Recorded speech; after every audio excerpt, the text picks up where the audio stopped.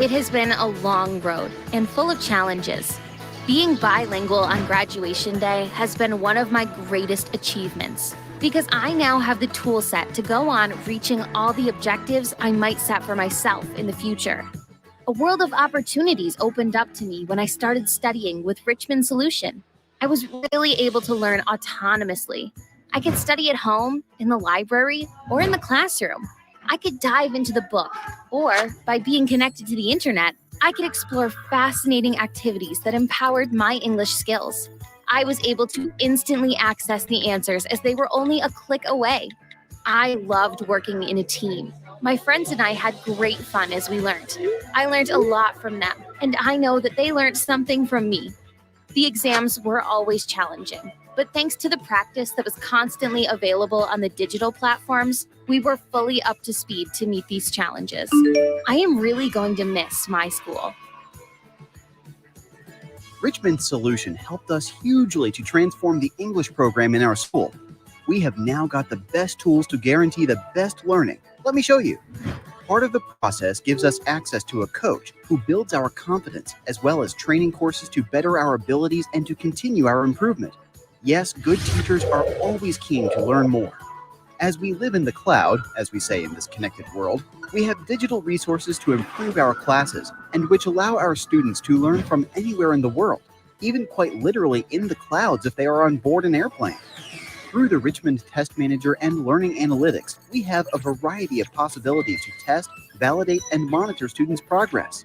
It is amazing to be able to see how your students are learning and to have the evidence of their learning at your fingertips. This really does make us very happy indeed. Richmond Solution is a solution designed for you.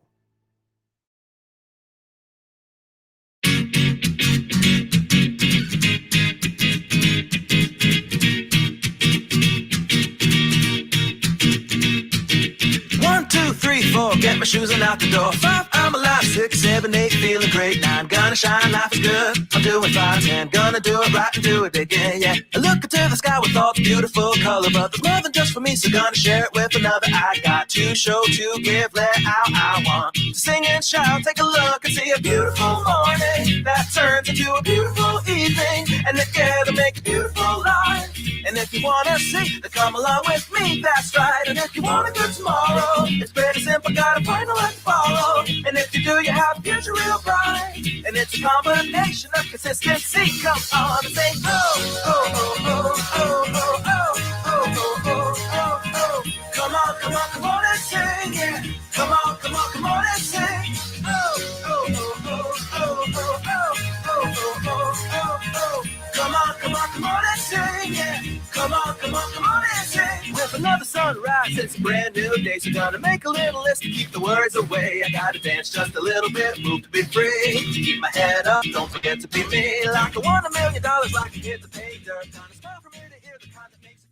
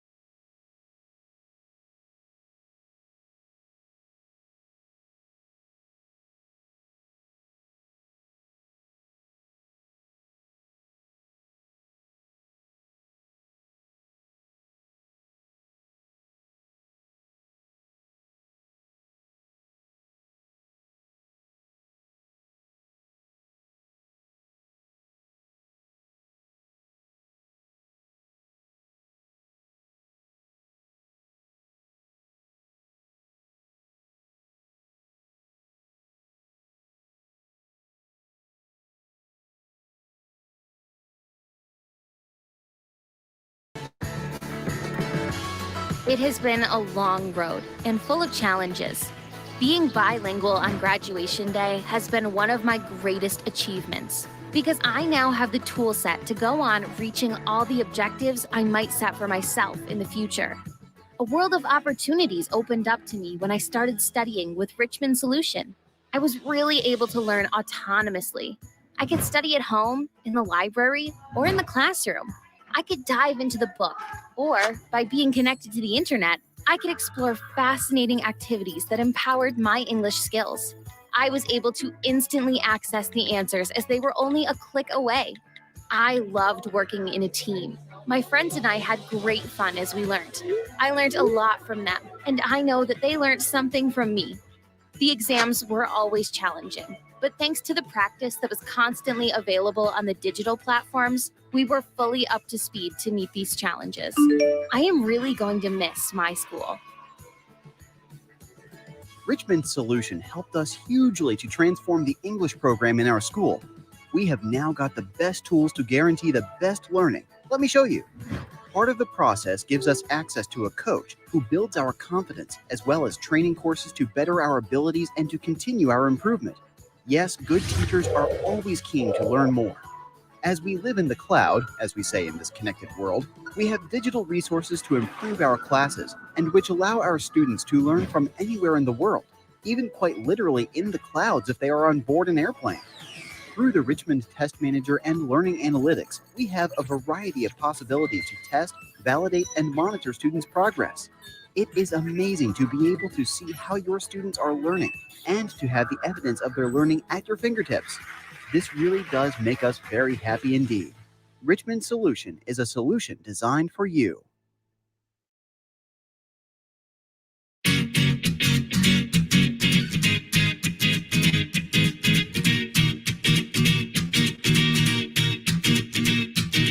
One, two, three, four, get my shoes and out the door. 5, I'm alive. 6, 7, 8, feeling great. 9, gonna shine, life is good. I'm doing fine. 10, gonna do it right and do it again, yeah. I look into the sky with all the beautiful color, but there's more than just for me, so gonna share it with another. I got to show, to give, let out. I want to sing and shout. Take a look and see a beautiful morning. And it's alive. And if you wanna see, then come along with me, that's right. And if you want a good tomorrow, it's pretty simple, gotta find a way to follow. And if you do, you have a future real bright. And it's a combination of consistency. Come on and sing, oh, oh, oh, oh, oh, oh, oh, oh, oh, oh, oh, oh. Come on, come on, come on and sing, yeah. Come on, come on, come on and sing. Oh, oh, oh, oh, oh, oh, oh, oh, oh, oh, oh, oh. Come on, come on, come on and sing, yeah. Come on, come on, come on and sing. With another sunrise, it's a brand new day, so gonna make a little list to keep the worries away. I gotta dance just a little bit, move to be free. Keep my head up, don't forget to be me. Like I won $1 million, like I hit the pay dirt. Gonna smile from ear to ear.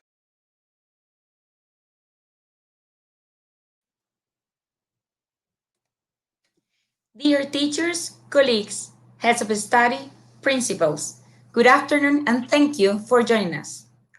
It is a great pleasure for me and for Richmond to introduce our first speaker today. She is part of our team, a dear colleague and a dear friend. Her presentation is about social and emotional learning, a second thought on education. What is the point in a nation being powerful and rich if everyone is unhappy? The world is rapidly changing, but education keeps playing one of the most relevant roles in society, where emotional intelligence and social skills can become the best assets to go through these changes.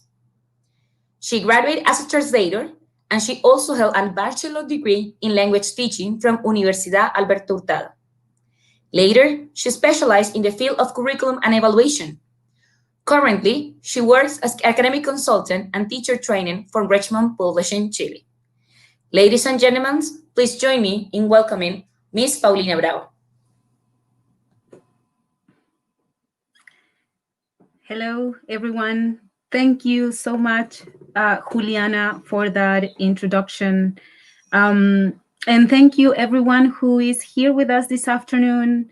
And also, if you have been with us these last couple of days for our first Richmond conference, virtual conference. So thank you very much.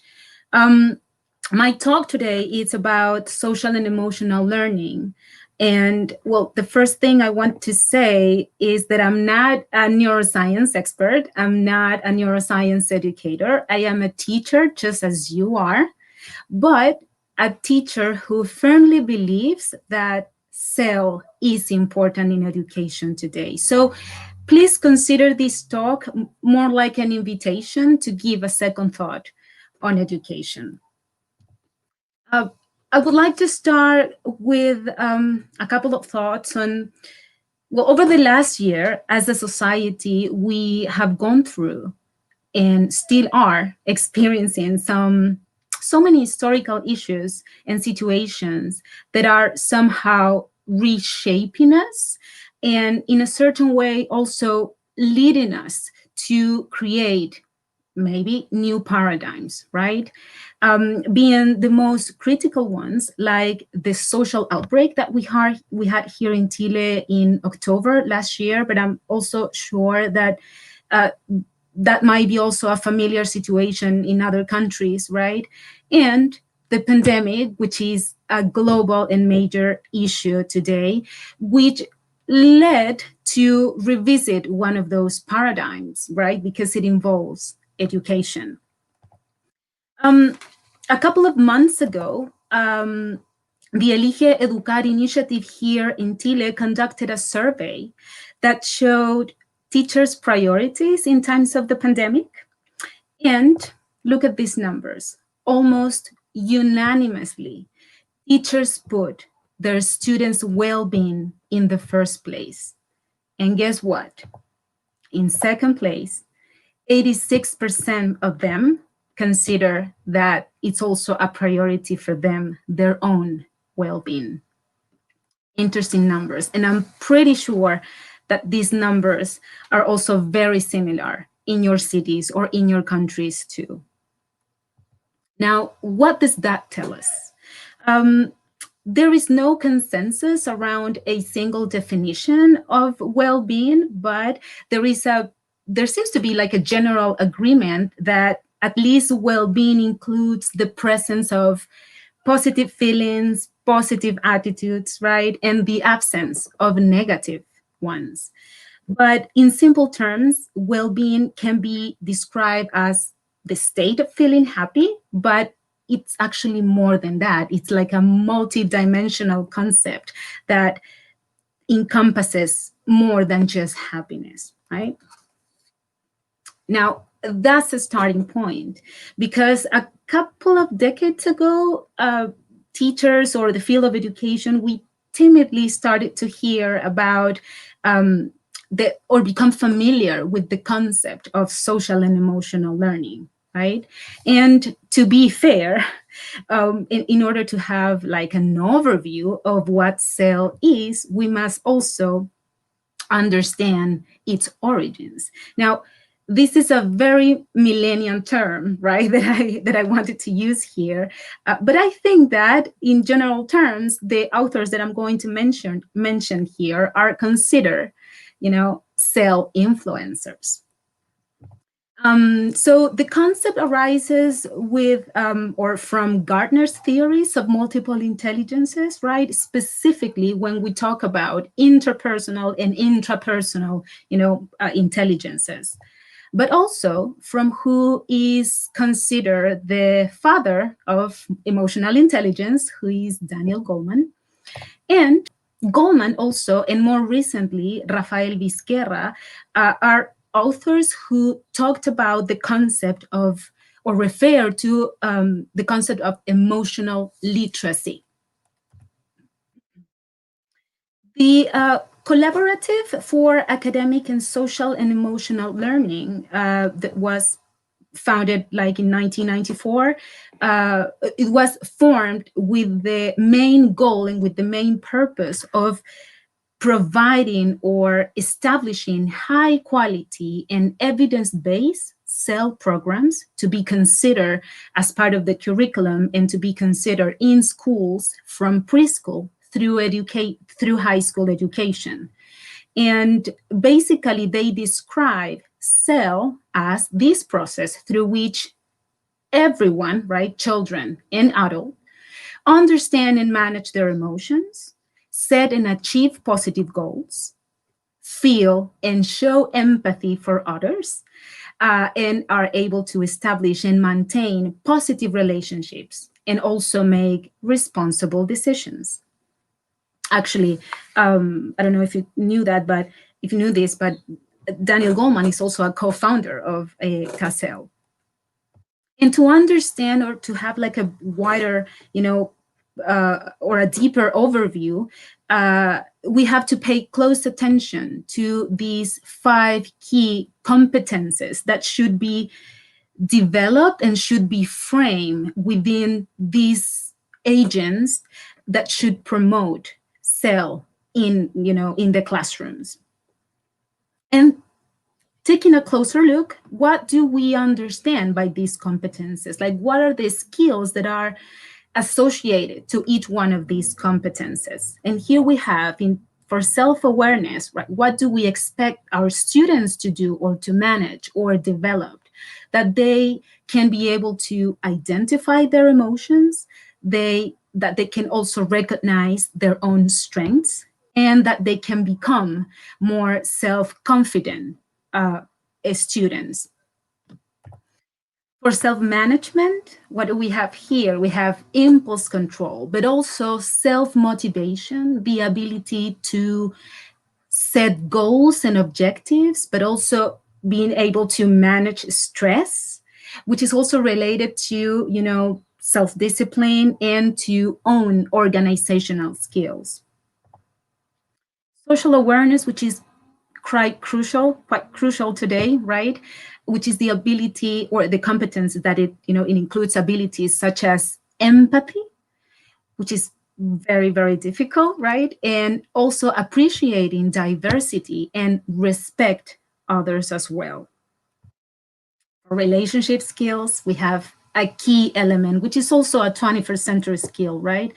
Communication, being able to engage in a social environment, but also the skill to build good relationships and being able also to work in teams collaboratively, another 21st century skill. And for responsible decision-making, here we have, analyzing situations, do a little bit of reflection, solve problems, and show, if possible, right, ethical responsibility as well. So what could we say about the benefits of SEL, right? More than 2 decades of research show that among the benefits of SEL, this research came from the schools that implemented, good SEL programs, and they basically identified that there was an increased academic achievement in students, who were part of SEL programs, but also that there was an improvement in students' behavior. And students also showed less negative attitudes. And this is very also interesting. Also, people who were part of a SEL program show less emotional stress.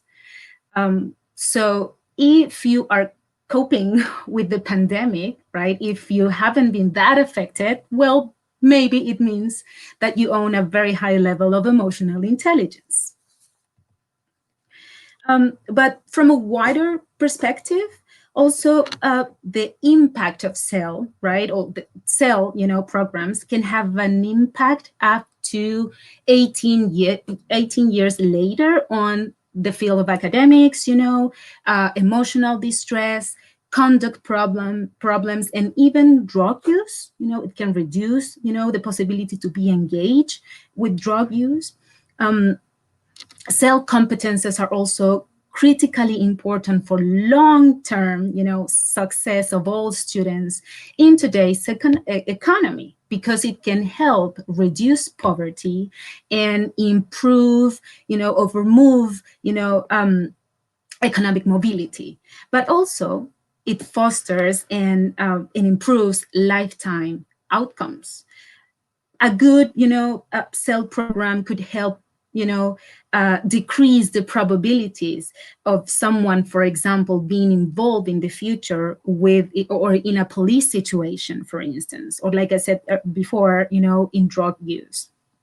So you see the impact is long-term and it's also global. Good benefits of CEL.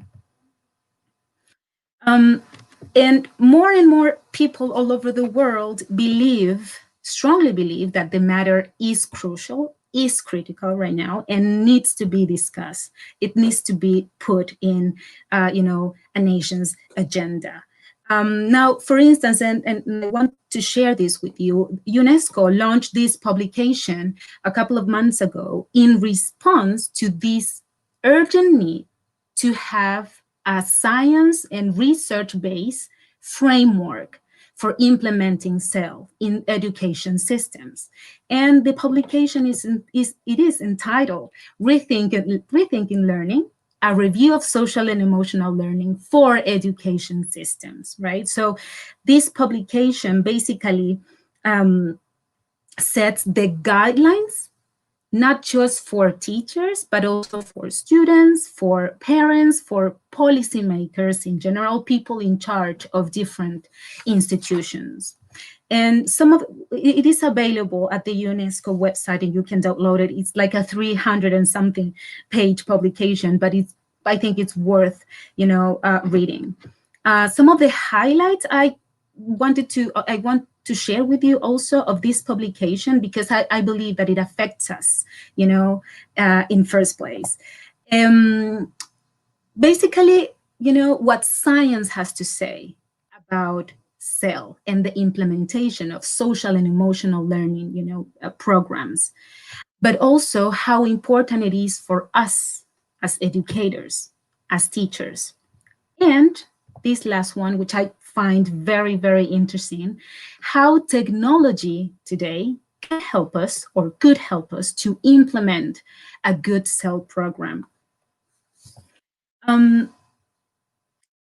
As all learning process occurs in a context that involves having, social interactions and triggers, some emotions and feelings in the learners, well, that happens at brain level, right? So understanding the basics of social and emotional brain, it's critical, for everyone to understand how we human beings, learn and also adapt to the environment. And well, the brain not only gets bigger after birth, right? But also the number of our connections, between our neurons dramatically increases. So as you can see here, we have brain maturation, but also we have cognitive development and also social and emotional development, and they run in a parallel way.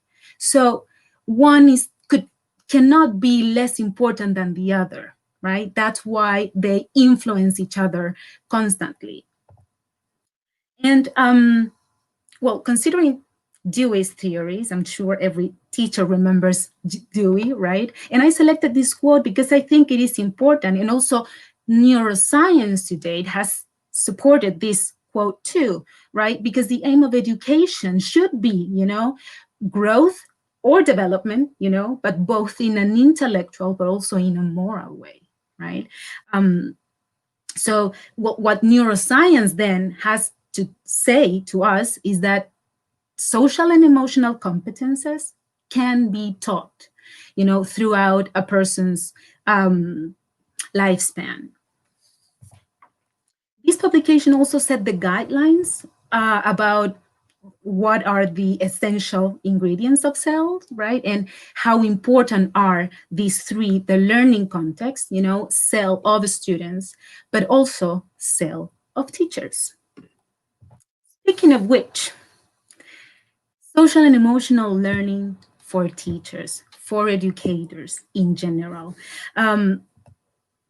This is something that we have always heard, right? People always tell us that teachers are supposed to be role models, right? So like it says there, teachers are exemplars of social and emotional learning. And we know for a fact that teaching is indeed a very emotional, right? Emotionally and cognitively challenging profession, right? It is indeed. We know that for a fact, and we have experienced that.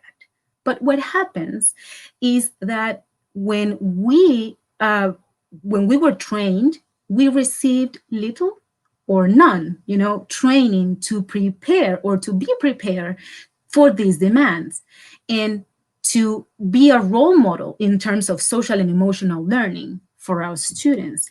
And actually today, stress can cause a major negative impact on social and emotional competences of teachers. That's why, professional development should address both the academic part, the curriculum, which is important, and we also know that, and I'm sure you agree with me, but also our skills as teachers for delivering SEL. Otherwise, how can we be good role models if we cannot manage our own social and emotional competences? And this has to do also with policy settings, those educational policies in general establish and somehow articulate the goals and objectives, that set the priorities for educational systems. So those policies that are able to identify the importance of SEL, or the development of social and emotional competences, are the ones that are going to help, every organization or every institution into establishing a basis, for example, for investing resources, right? Or is going to set like the efforts of every institution. That's why, in many countries, these policies in terms of education in general are moving, on and advancing in children's holistic development, as a key goal of education. Because in the end, what we are expected to do, or what we want to do, we want to try, achieving, is also to help these young generations to prepare for the major, issues, to meet these major, issues like environmental issues, social also issues, economic, political in general, right? So that's why it is important to consider, this holistic development. Now, another thing that I really liked, and which I consider like a highlight of this publication, has to do with this, with technology, because digital innovation in the field of education during the last 20 years or so, yes, offers or has offered an option of making SEL available to millions of learners around the world.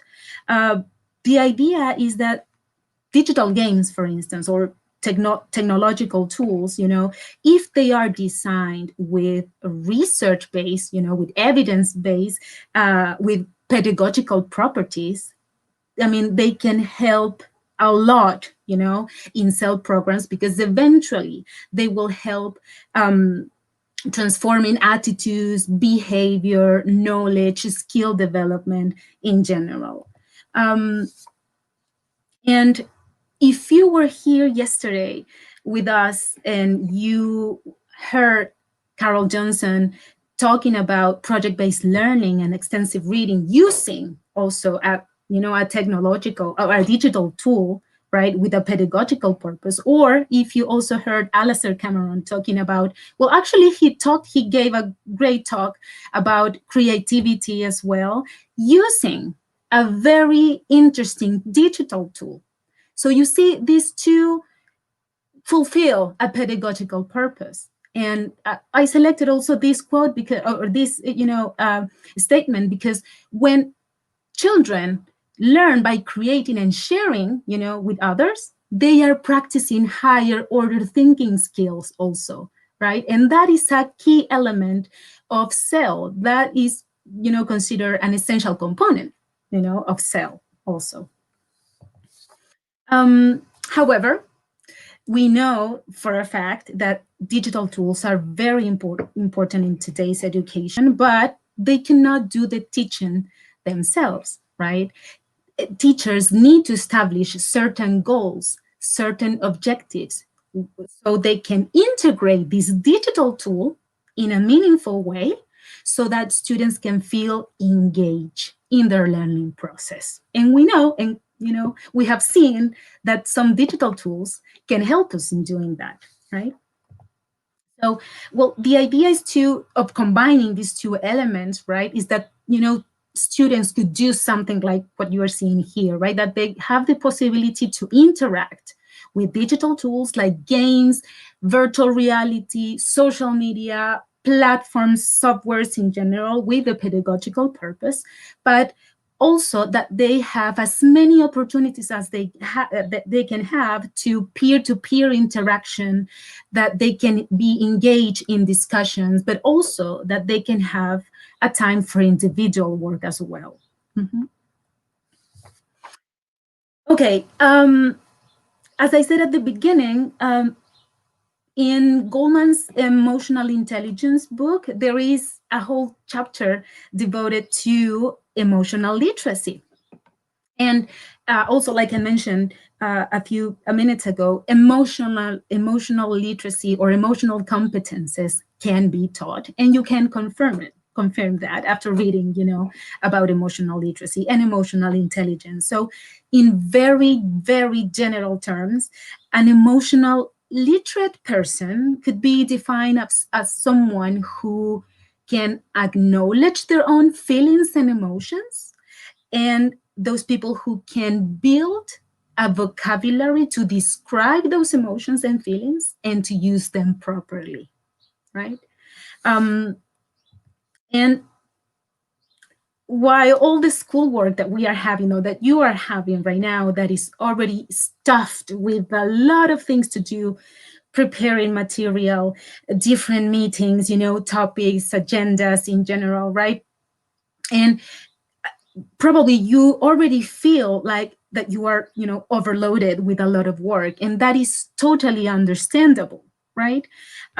So some teachers might thinking about using emotional literacy in a lesson, right? Some teachers might resist to, like reduce the time that they have devoted to teach other subjects and other disciplines, right? To add another extra lesson or another extra class to teach emotional literacy. But the good thing is that you don't have to do that, right? A very simple strategy could be that you engage in, lessons about emotions or feelings, and you integrate those lessons with the ones that you have already taught, or the ones that you plan to teach. This is what Daniel Goleman refers as emotional literacy in disguise, because it means that you can, or lessons on emotions and feelings can come up in a very natural way in a reading class, in an English class, in science class, math, art, social studies, but they come up like in disguise. And among all the things that Goleman talks about or describes in this chapter about emotional literacy, I consider there are three key elements that are worth considering, right? And these three elements have to do with, first, timing. The key is to start at the right time. So the younger children begin to develop their social and emotional competences, the better, right? And probably you have seen this also, you have heard about this. For his research, Goldman considered some schools in the US which were implementing, cell programs in primary education, and highlights one of the strategies in a 4th or 5th grade classroom, in which students have there in the classroom this huge poster with a traffic light. And the traffic light was meant to be used for impulse control, right? So whenever a child was about to burst in tears or was about to feel frustrated about something or get offended by something meaningless, they would have to look at the traffic light. So first they can stop, breathe, calm, and think before they act. So then they can identify the problem, being able to share it and try to express how they feel and set a positive goal. But also think of the several, solutions that problem could have, and think about the consequences as well. So then they can go ahead and put the plan into practice. So as you see, this is a very simple strategy that almost every teacher could use for every one of your lessons and disciplines or whatever you're teaching, right? The second one has to do with prevention. Some of the most effective programs of emotional literacy were developed as a response to some specific problems. And probably you are wondering, prevention of what? And I think that prevention of one of the worst types of catastrophes that we have in the world today, which is violence. So think of bullying, for instance. Bullying, unfortunately, is still a major issue in schools. So a good anti-bullying program combined, with the good cell program as well, could help reduce violence in the schools and to promote good and healthy relationships among students. And the third key element of emotional literacy has to do with this invitation to rethink the school, right? Rethinking the school in terms of, preparing teachers, or building these caring and healthy environments or communities, considering that in many realities, in many cities, in many countries around the world, children find in schools the only place in which they can develop their social and emotional competences. That's why it is not a whole, it is not the only, the schools are not the only ones who are responsible for this, right? But the idea is that at least they can feel, for students as a very caring and safe environment. Now, this all sounds very interesting, right? But how could we do that, right? How could we actually apply some strategies in the classroom to try to develop, at certain level, cell competences, right? Well, students' emotional well-being has always been on the education's radar, right? And over the last couple of years, but I think especially over this last year, and in which we have seen a stronger focus on developing cells in the classrooms, right? Because as I said before, the idea is to educate, right, this child as a whole. But implementing cell can be a huge challenge. So I came across with this very interesting paper, which is entitled, Building Social and Emotional Learning Competences, in the school day. And it provides 5 guiding principles to try to implement cell in the classroom with some strategies. I'm going to show you some of the strategies. I'm not going to read them all, but I'm going to put them there so you can see them. How with simple, and easy to carry out strategies, we can help, and we can do this of implementing, cell in the classrooms with our students.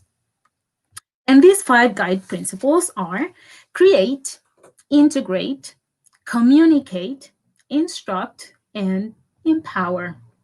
Now, what do we mean by create? That we can consciously create this nurturing and caring, and safe environment for our students. And we can do that with simple strategies, such as, and I'm pretty sure that some of these strategies, you already do them, right?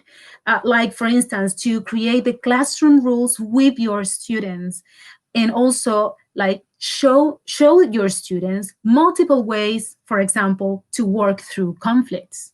Or, like I just said, establish a school-wide policy on anti-bullying.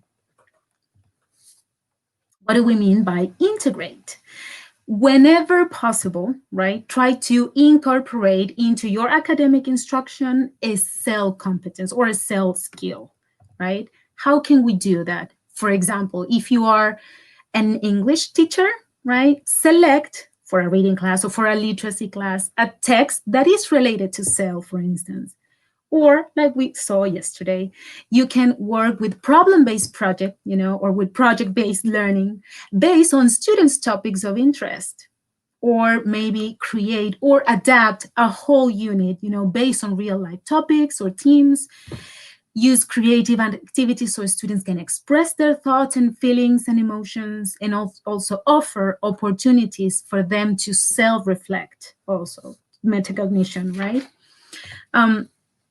Communicate. Communication is key here and is very, very important. And you have to communicate early and often, about what you're doing with cell. And you have to do that with all parties or with everyone who is involved in this process, specifically with families, with colleagues, and with the community.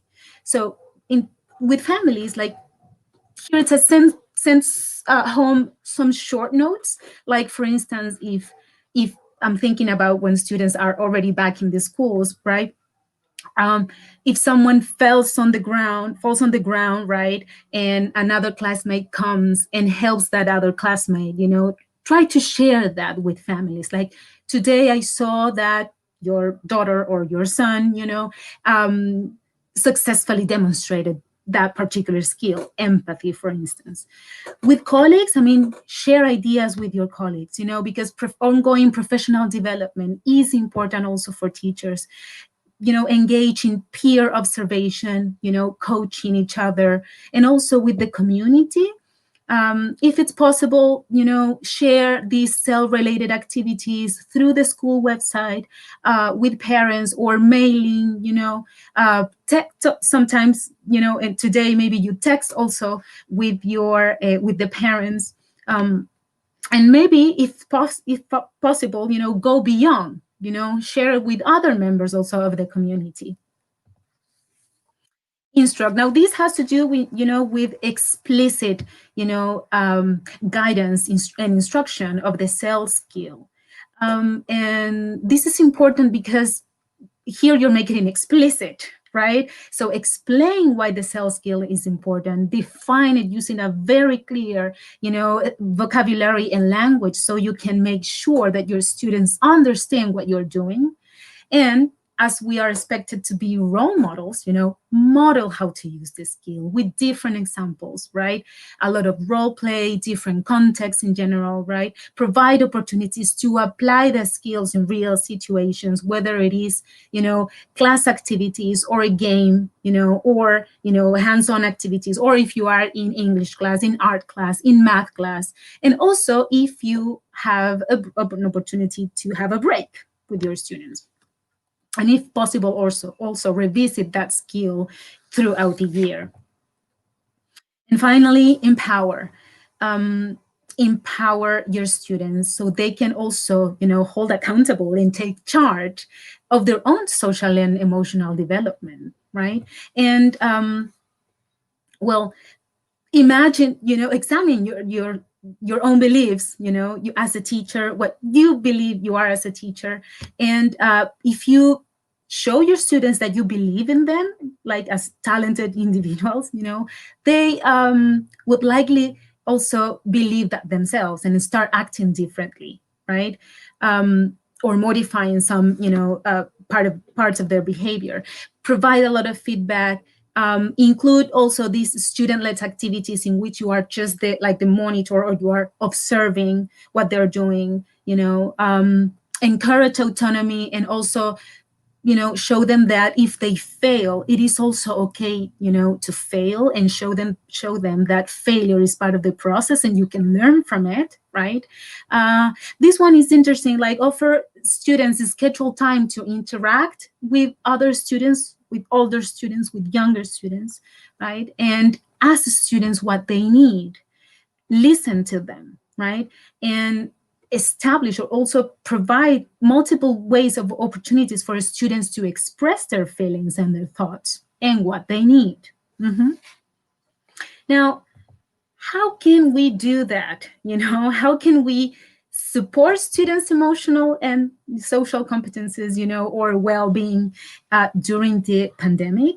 Well, some students might not have the opportunity to engage in this type of, social and emotional checkpoint, because we are moving forward towards uncertain learning environments. We're not sure if we're going back to school before the year finishes, what is going to happen, next year. So it is kind of uncertain.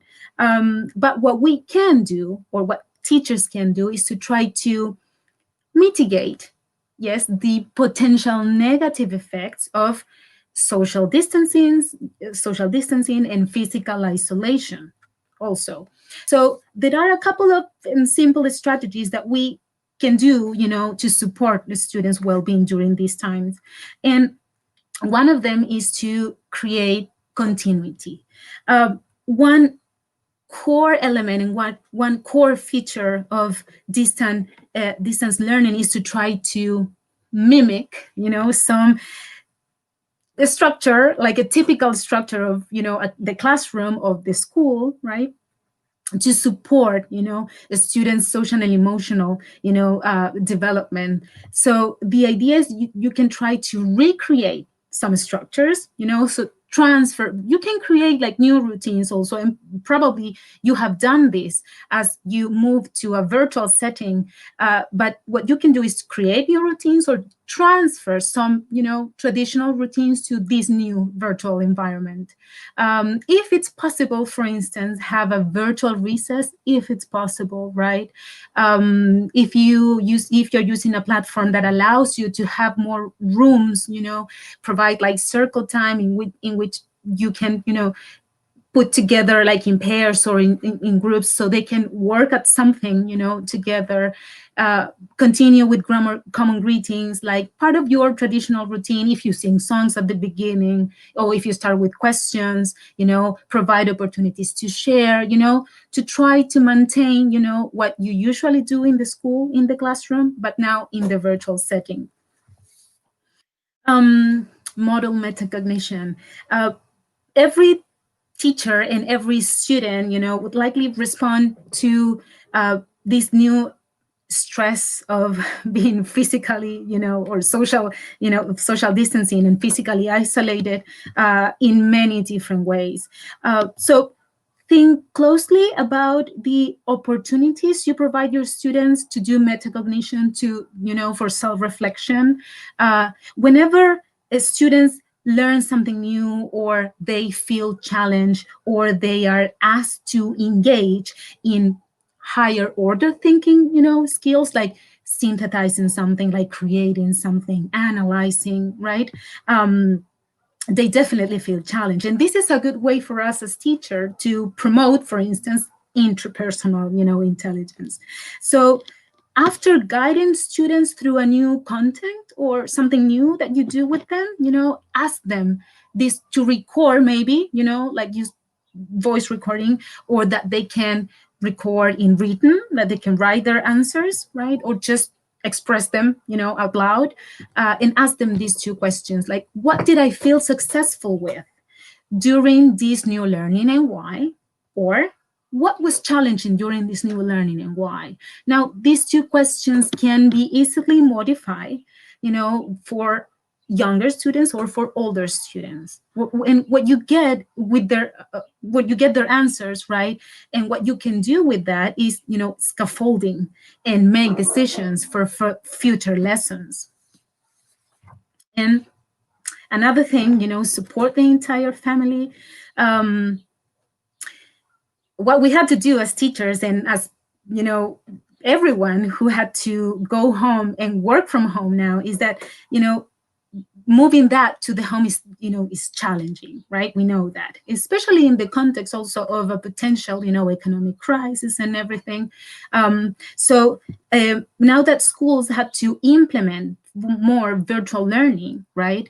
Try to start thinking about what is going to happen, and start to apply like a school-wide approach to SEL when you start planning what is coming up, right? Like, for example, principals and even teachers, you can survey your students or the families or parents, right? And try to understand and try to have an idea how their experiences were with COVID-19, because you might find that probably there are some children who lost their parents or lost grandparents, and that is a very, very sensitive topic. So, try to understand also how families and how are they coping, with the pandemic too, and if they are prepared or not to go back to school. Like, for example, host like parent meetings, center on the social and emotional and also mental health of families. It is very important also to take that into account. Now, and before, to start like wrapping up, I would really like to share this with you because I know there are a lot of participants from other countries. And now this is something that is happening here in Chile. And I really, really want to share this with you. A few years ago, and after a very long process of going door to door with a lot of negative replies, but with a high, with a huge dose of perseverance, this gentleman that you see there, Arnaldo Canales, who is the president of Fundación Liderazgo Chile, he has managed somehow to install a new topic in the country's educational agenda, which has to do with emotional education.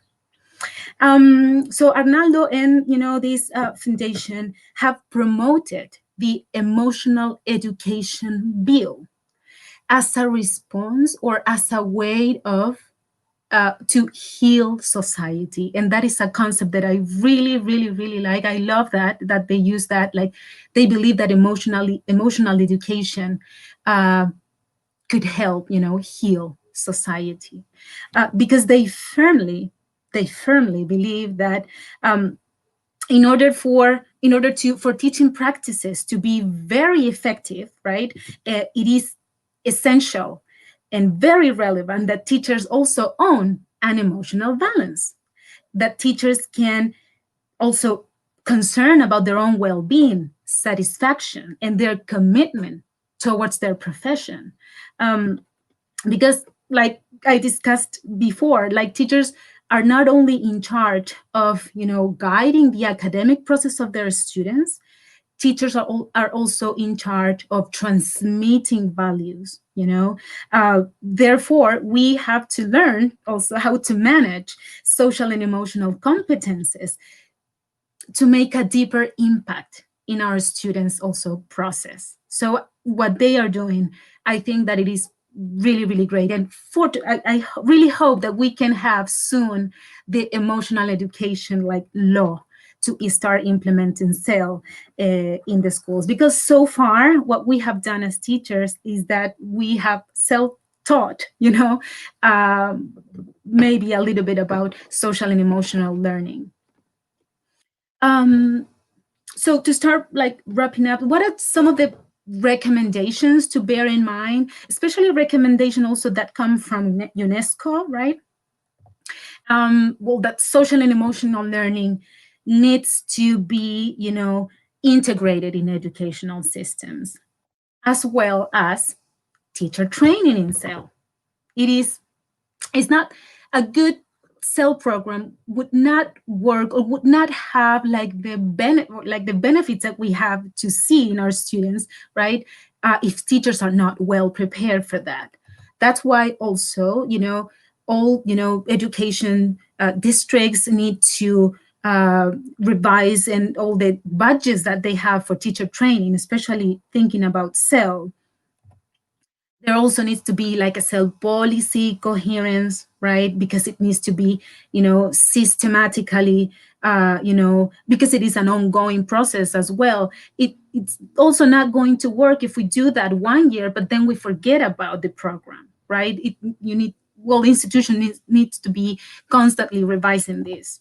But also it is very, very important that institutions can contextualize the programs, because not all the realities are the same. Not all students are the same,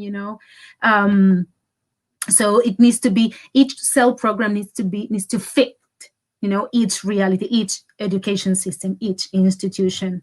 And there needs to be a continuous investment, in cell school program. I already said that. And finally, if it's possible, right, the idea is to there needs to be like an intentional focus, like a campaign could be like organized by partners from UNESCO, I don't know, something like that, in order to have like a common and unified message about the importance of cell today in education.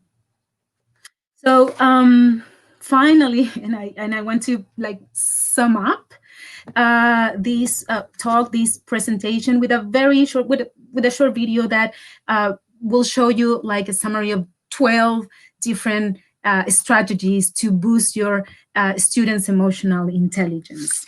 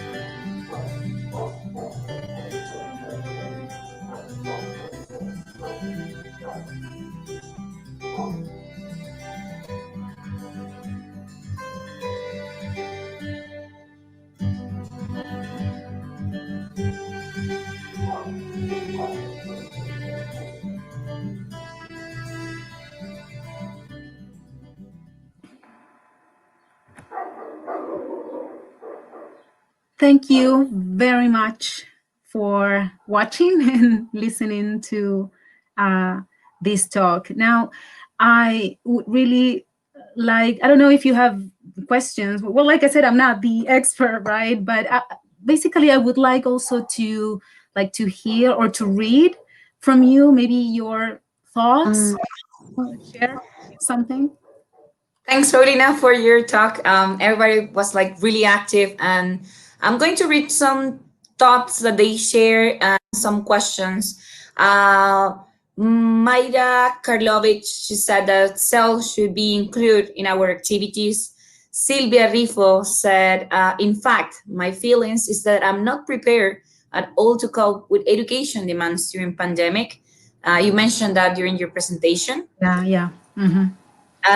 Jairo Espino Jimenez says, in the aspect of our profession as teachers, it's like being father and mother. We learn practicing every day. Yeah. Rosario Trevejo makes a question. How can we engage and support parents emotionally? Sorry, can you repeat that question, Juliana? How can we empower as how can we engage and support parents emotionally? Well, yeah, like I said, I mean, it should be like it should be like an institution view also. You know, it is important that everyone is on board, right? So if you don't feel prepared to do that, right, to engage also parents in, you know, developing social and emotional competences, you know, you should try to address as an institution, right?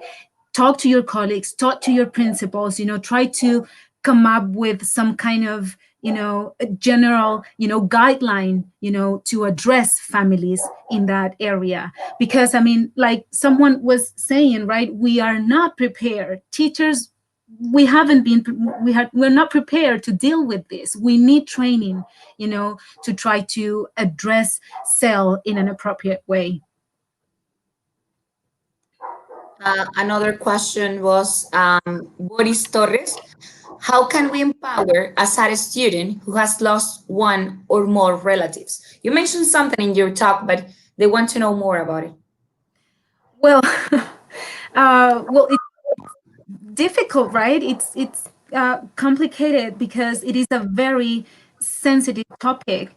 If a student has lost a relative, member of their families, but first of all, what I would do is to listen. You know, you have to listen your students. You have to, and also parents. You know, if it's, but that's what I mentioned, that if it's possible, survey your parents, survey your students, ask them how are they feeling, how are they coping, because they need to vent also. You know, they need to vent and they need to express how they feel. And you know, we're not psychologists, right?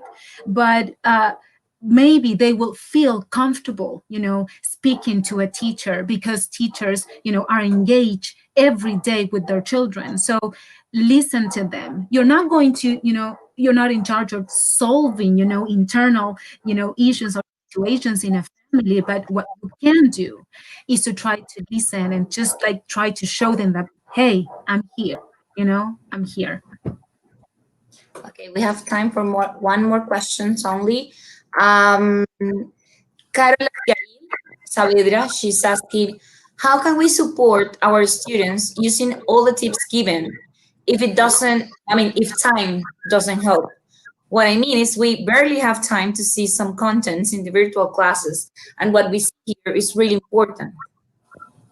Well, you know, it is a matter of will also, Juliana, and you don't need to use all the tips, you know, you don't need to start like right away, like including or designing a whole SEL class, you know. Like I mentioned, you can use emotional literacy in disguise, you know, step by step, baby steps. You know, you start including in one lesson something, you know, in one activity, because, you know, I know time is a crucial element, right? So start like little by little.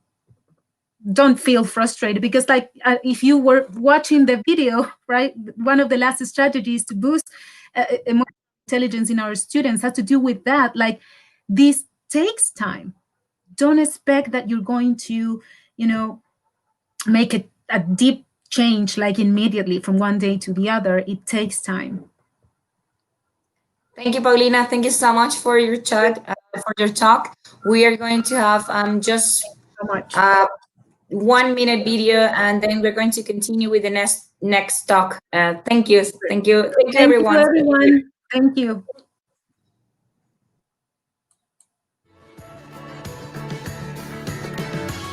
It has been a long road and full of challenges. Being bilingual on graduation day has been one of my greatest achievements because I now have the tool set to go on reaching all the objectives I might set for myself in the future. A world of opportunities opened up to me when I started studying with Richmond Solution. I was really able to learn autonomously. I could study at home, in the library, or in the classroom. I could dive into the book, or by being connected to the internet, I could explore fascinating activities that empowered my English skills. I was able to instantly access the answers as they were only a click away. I loved working in a team. My friends and I had great fun as we learned. I learned a lot from them, and I know that they learned something from me. The exams were always challenging, but thanks to the practice that was constantly available on the digital platforms, we were fully up to speed to meet these challenges. I am really going to miss my school. Richmond Solution helped us hugely to transform the English program in our school. We have now got the best tools to guarantee the best learning. Let me show you.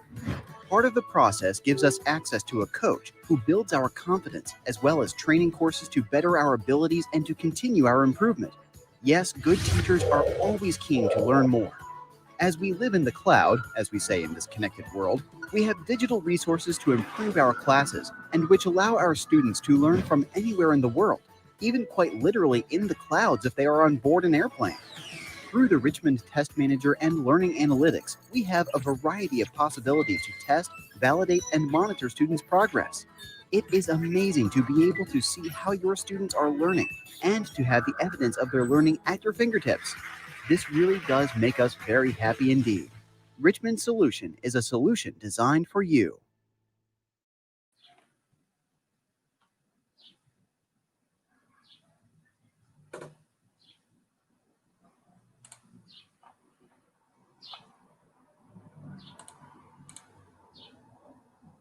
Dear teachers, colleagues, heads of studies, principals, good afternoon or good evening, and thank you for joining us. Welcome to our second and final talk of our Richmond Conference. It is a great pleasure for me to introduce our second speaker today, who will close this conference. Our speaker will do her talk in Spanish about English as a differential value for your school's educational transformation. Find your competitive advantage. This talk is focused on the know-how of internal analysis as educational organizations towards local transformation with global projection. Our speaker has been involved in educational innovation projects for over 10 years.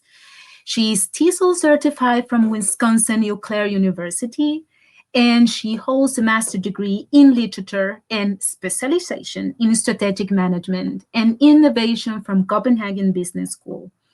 At present, she is the Richmond manager in Chile. Ladies and gentlemen, please join me in welcoming Ms. Juliana Ariza. Hi, everyone. Thank you for joining us. Y sí, la última charla va a ser en español.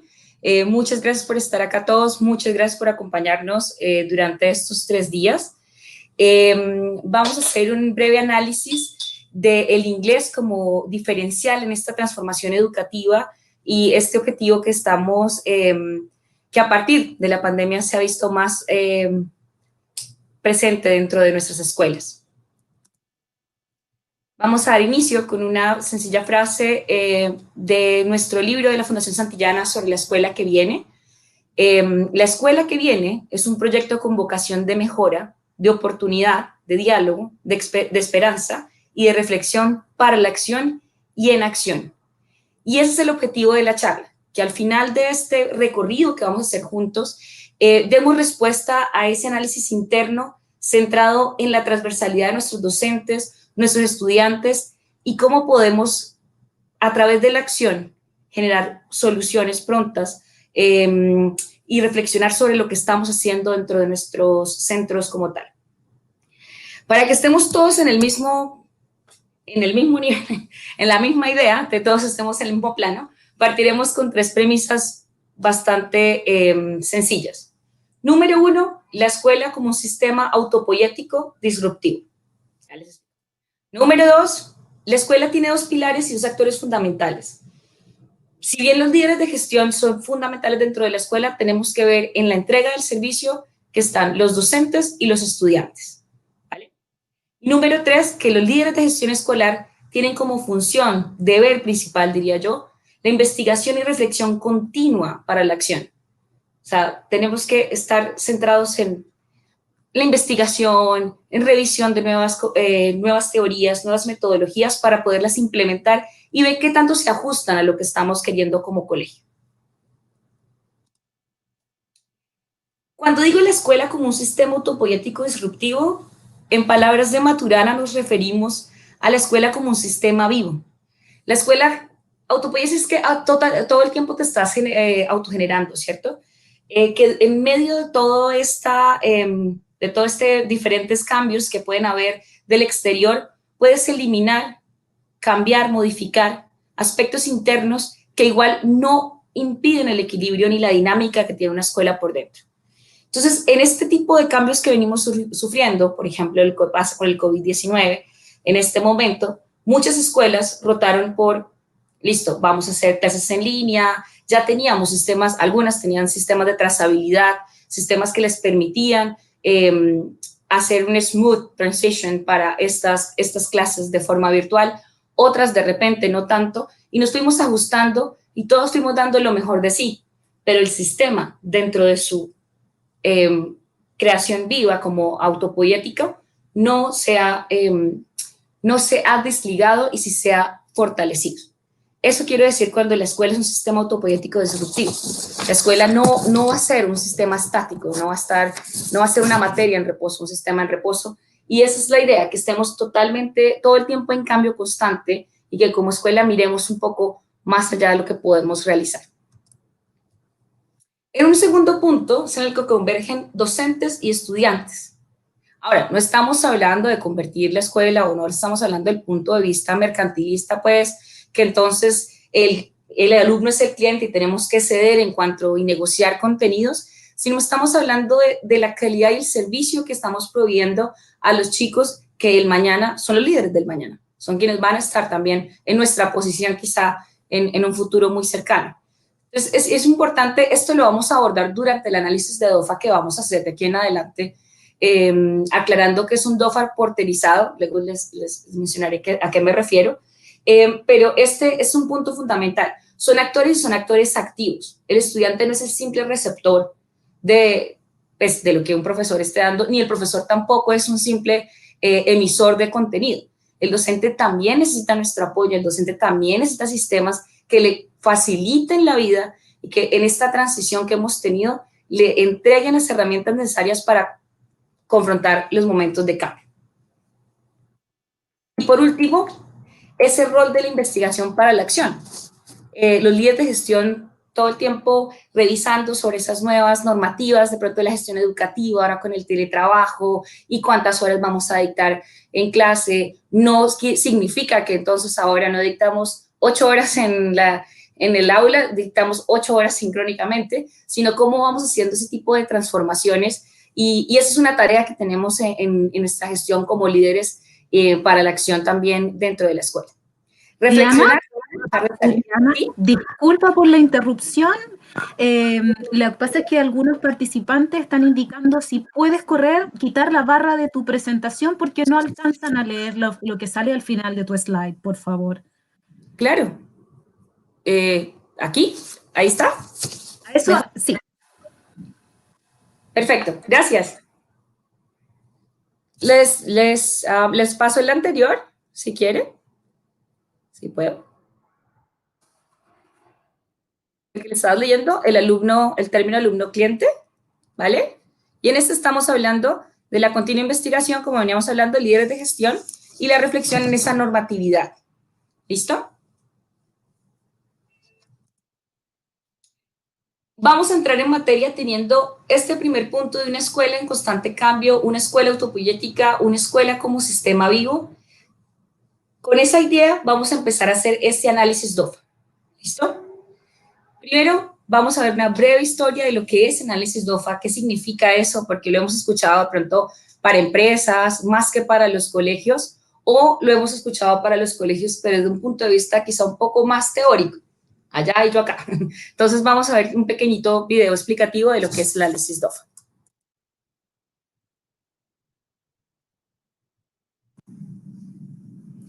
Ahora veremos un breve resumen sobre la historia del análisis FODA. El análisis FODA, como hoy lo conocemos, tuvo su origen en la década de 1960 a 1970. El Instituto de Investigación de la Universidad de Stanford fue el encargado de realizar dicho desarrollo. FODA, por sus siglas en español, se refiere a fortalezas, oportunidades, debilidades y amenazas.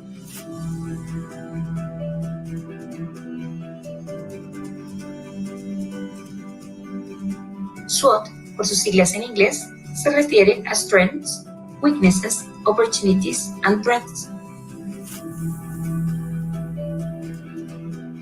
El Instituto de Investigación de la Universidad de Stanford, con fondos de la revista Fortune, preocupado por conocer por qué fallaban los planes corporativos de las empresas, designó al grupo constituido por Mario Dosher, Dr. 𝗏𝗲𝗱𝗲𝗀𝗀𝗀, Albert Humphrey, Robert Stewart y Dicker Lee para esta labor. Tuvo diferentes variantes, como SOFT, hasta que el modelo operacional quedó concluido en 1973. Ahora, para 1993, se utiliza la matriz FODA para determinar 4 estrategias competitivas para la marca Mercedes-Benz. Aquí ya se entienden las 4 variables: debilidades, oportunidades, fortalezas y amenazas, no como entes separados, sino como entes en convergencia.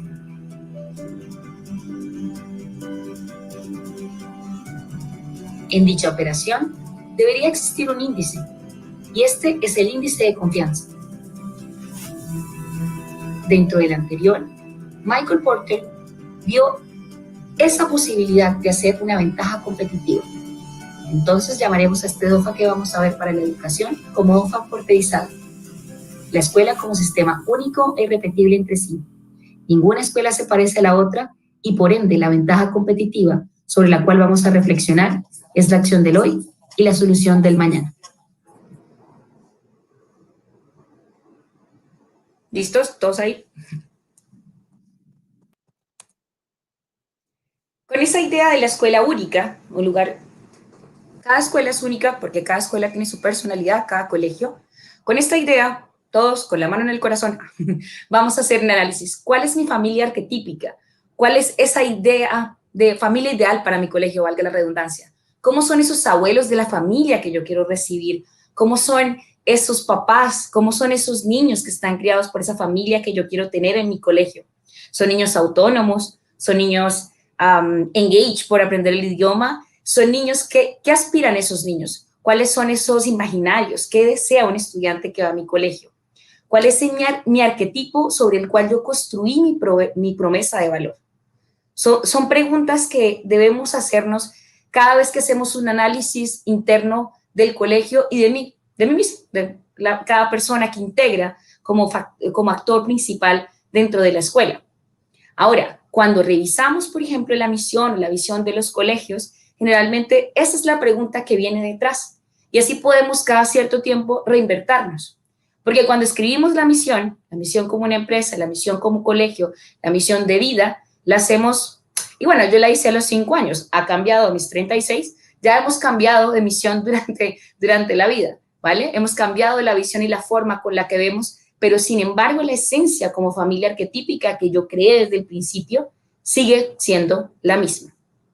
Veamos unas misiones de colegios. He elegido misiones al azar, no vamos a hablar de colegios en específico, alrededor de Latinoamérica, pero este es un ejemplo.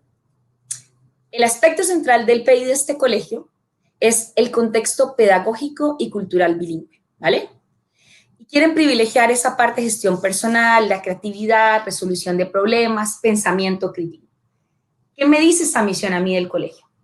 Es un colegio donde la familia seguramente es una familia instruida, es una familia y que si no es bilingüe, por lo menos aspira a ser bilingüe, sí, es aspiracional en ese aspecto. Son familias seguramente emprendedoras porque son familias líderes que privilegian esa gestión personal del estudiante. Y mi estudiante, por lo tanto, ¿cómo creen que será? ¿Será un chico dependiente? ¿Será un chico tímido? Y capaz, hay de todo. Pero el ideal de esta familia es que el chico, por él mismo, vaya, crea en sí, de adelante y tenga todo el amor y todo el apoyo de sus padres de familia, ¿vale? O apoderados o personas que estén al lado de él y lo rodeen como familia. Esto sale de la misión de un colegio. Quiere decir que la familia arquetípica de ese colegio seguramente estaba enmarcada dentro de ese ideal.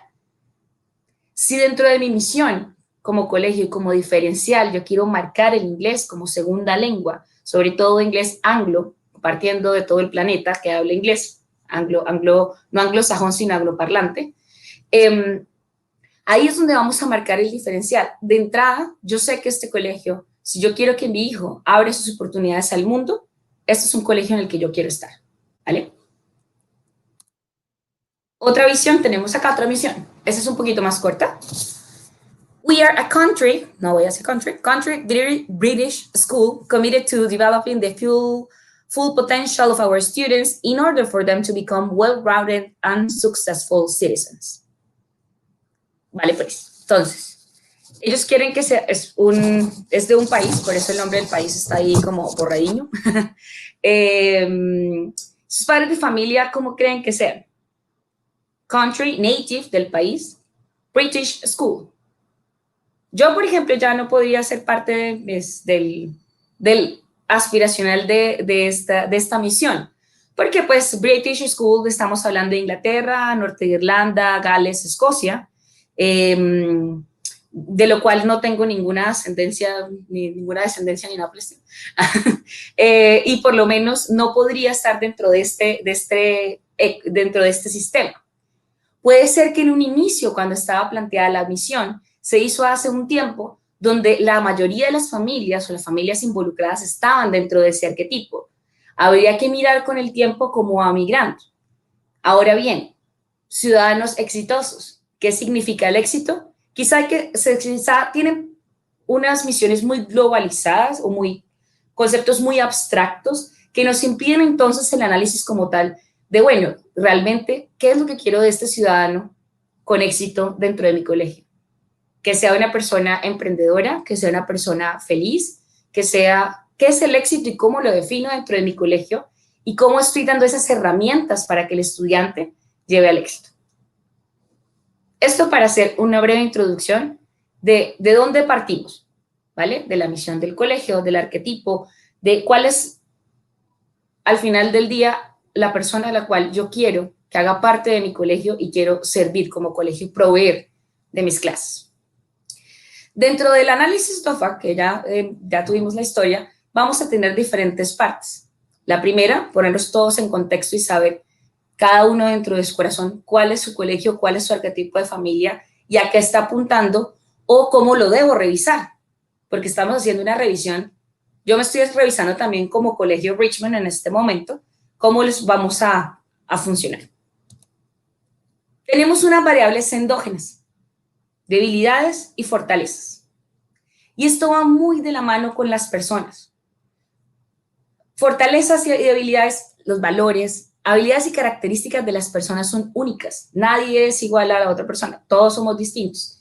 No podemos ser iguales. Así que en cada proceso hay fortalezas únicas e irrepetibles que nos permiten como colegio y como institución educativa tener lo mejor de mis profesores, lo mejor de mis gestores y apoyarlos. Y revisar cuáles de esas características y esas habilidades están reflejando mi filosofía, mi visión y mi misión como colegio. Por ejemplo, en un colegio donde mi misión es un colegio que valora las raíces anglonacionales, respetuoso de las culturas y las religiones, pues yo tengo que ser de acuerdo, tengo que ser congruente con esta misión y soy un colegio que es multicultural, que mi inglés es internacional, que no hago bias por una o por la otra, sino que simplemente entrego a mis estudiantes las herramientas de lengua que le permitan desempeñarse en el mundo, ¿vale? Y tengo gente en este momento docentes que están instruidos de repente en cultura general. Tengo docentes de la India, docentes de Bueno, yo soy colombiana en Chile, docentes colombianos, docentes chilenos, docentes austriacos, de todas partes. Personas de diferentes partes del mundo. Mis estudiantes también enriquecen culturalmente. De repente tengo actividades en las cuales vamos a hacer, yo qué sé, un festival de las nacionalidades, y así poder compartir cada uno de su cultura. Asimismo, si digo que soy respetuoso de todas las religiones y todos los cultos, pues obviamente de pronto la clase de religión no será mi clase foco, sino será más una filosofía teocrática o un global perspective que nos va a llevar a ese abrirse a la discusión que le permita al estudiante crear un ambiente mancomunado donde pueda sentir que es libre de tener el culto que el estudiante decide. Y pues obviamente va de acuerdo a mi misión. Eso en cuanto a las variables endógenas. Las variables exógenas, y estas son muy interesantes, generalmente se tiene la idea de que son, que no se pueden modificar, ¿no? Que vienen de afuera y que eso está por dado y no hay ninguna posibilidad de influir en ellas. En el caso de la educación no es tan así. María Montessori, por ejemplo, María Montessori en 1912 cambió el mundo y fue ella, en su manera de enseñar y en su manera de comprender cómo debía darle a los niños clase, a los pequeñitos clase y cómo debía acercarse a ellos. Entonces, los elementos que componen el sistema educativo, que interactúan dentro del sistema educativo, cualquier acción, cambio, modificación, va a cambiar también las condiciones del mismo. De nuevo, ejemplo pandemia, pues porque vamos a poner ejemplo en el que estamos viviendo en este momento, o ejemplo estallido social. ¿Qué pasó? Eso modificó la forma en que nos acercábamos al estudiante. Yo he visto clases totalmente creativas, brutales en el mejor sentido de la palabra, de profesores que le han colocado el corazón, el alma y la vida a la clase para también entregar su mejor esfuerzo para darle una educación de calidad al estudiante que vaya de acuerdo no solamente quizá a la misión del colegio en cuanto a clases de inglés, pero en cuanto a su también ética como docente.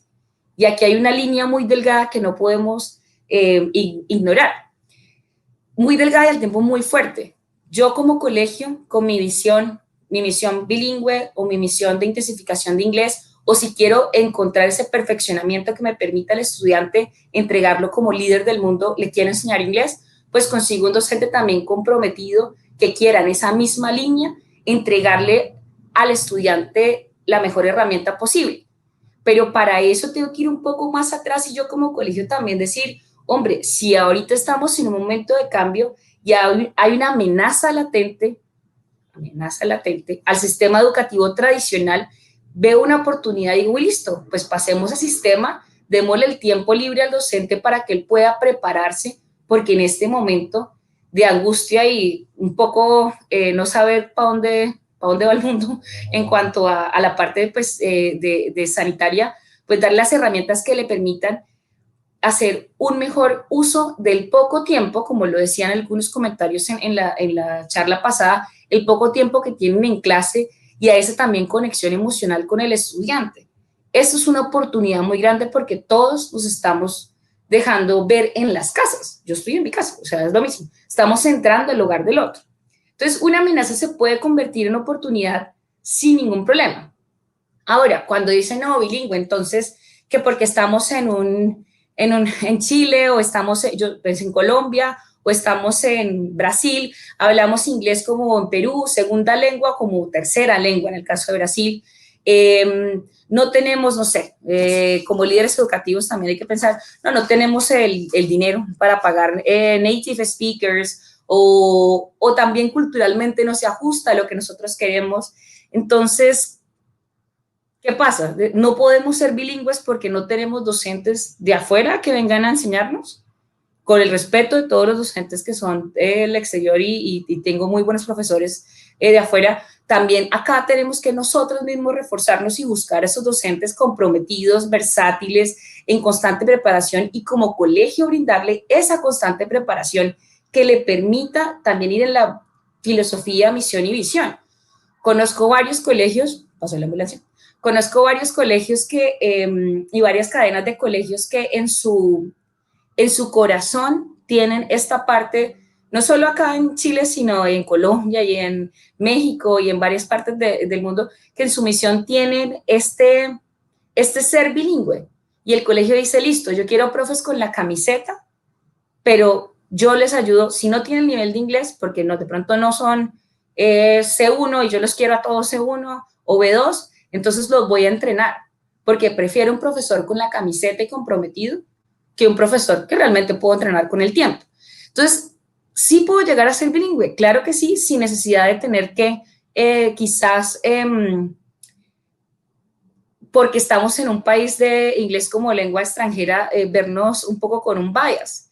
Recordemos que hay solamente 375 millones de habitantes en el mundo que son angloparlantes nativos, pero en total somos 1.500 millones de personas que podemos hablar inglés, o que hablamos inglés, mal o bien, pero hablamos. Entonces, ahí está, 1.500 millones de personas que el acento más común, de hecho, es el chino inglés, y el acento más neutro es el kiwi, que es el de Nueva Zelanda, y pues hay como 4.800.000 personas, no hay la cantidad que hay en, no sé, es una isla, obviamente, entonces no es como vámonos por un lado o vámonos por el otro.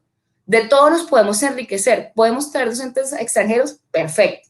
¿Tenemos docentes de acá? Perfecto.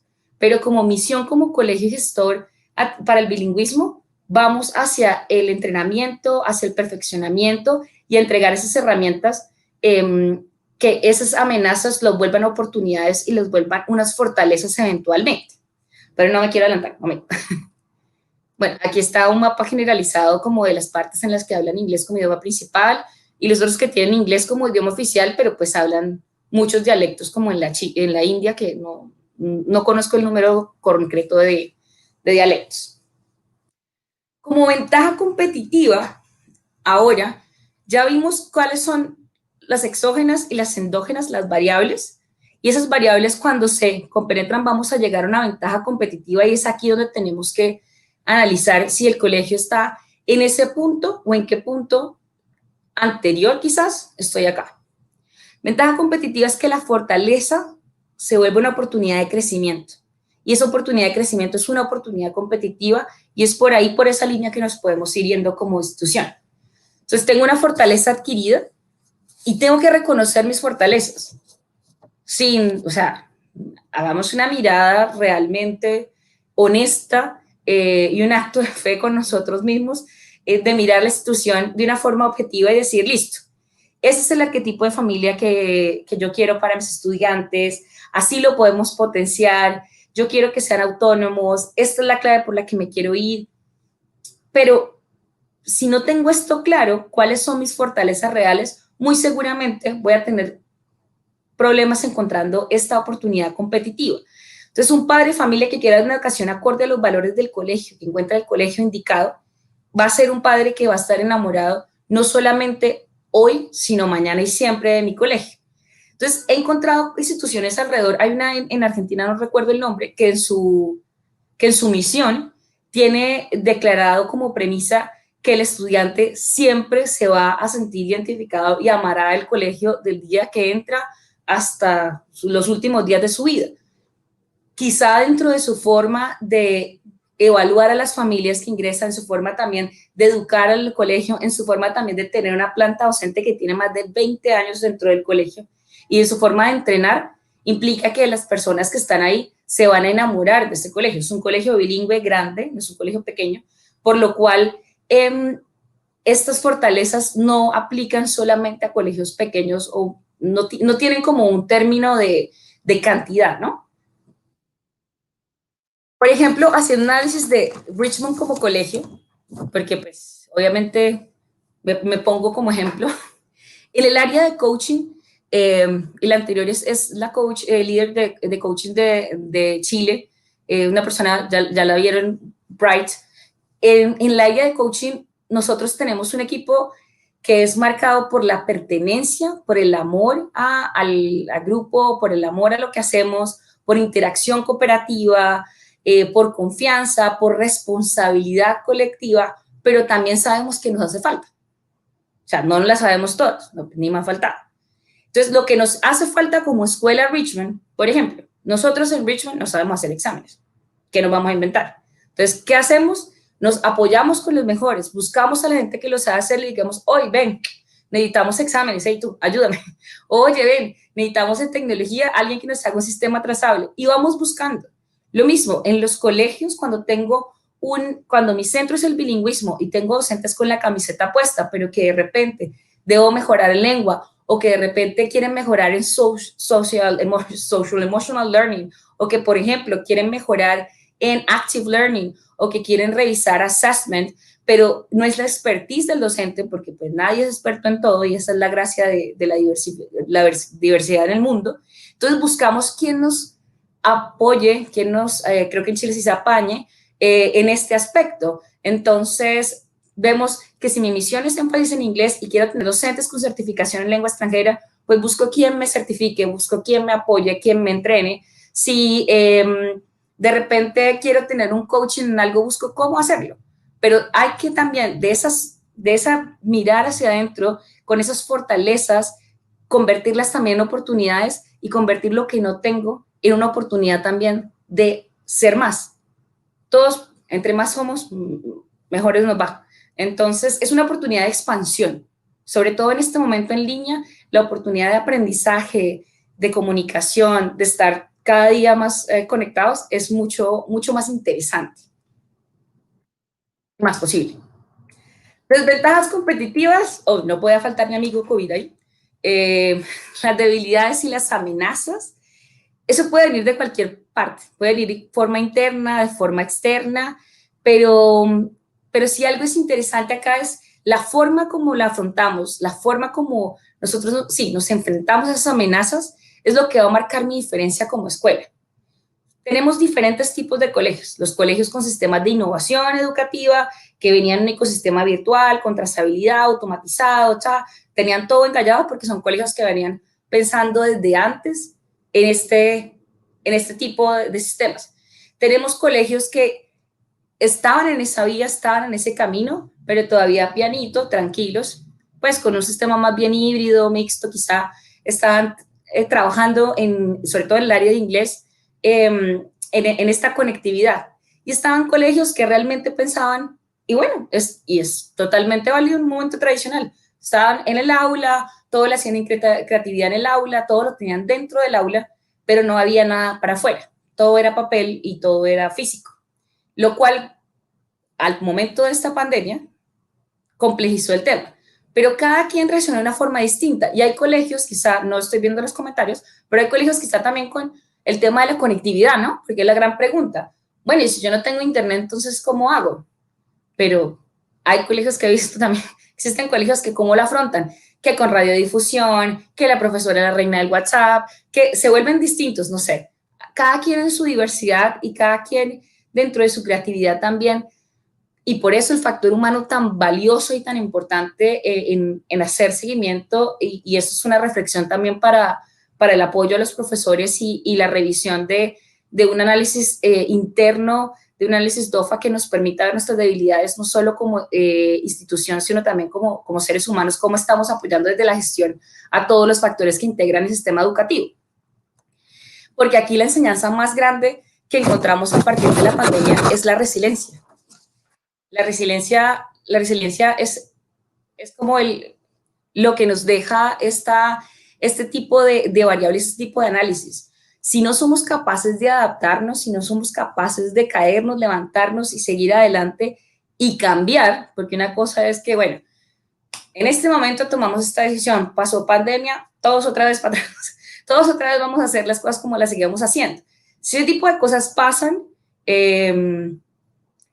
realmente habría que reevaluarse o haría falta una evaluación como institución al término. Ahora, no significa que entonces todo se va a volver la escuela virtual, tampoco, porque pues evidentemente la escuela va a seguir existiendo como centro y de nuevo como sistema vivo, como lo hicimos al principio, pero su forma de interactuar sí eventualmente va a ir cambiando, y eso va a cambiar con los años. Entonces hay que hacer un análisis ahí, hay que hacer resiliencia, pero también hay que hacer cambio, y hay que hacer cambio que sea una transformación.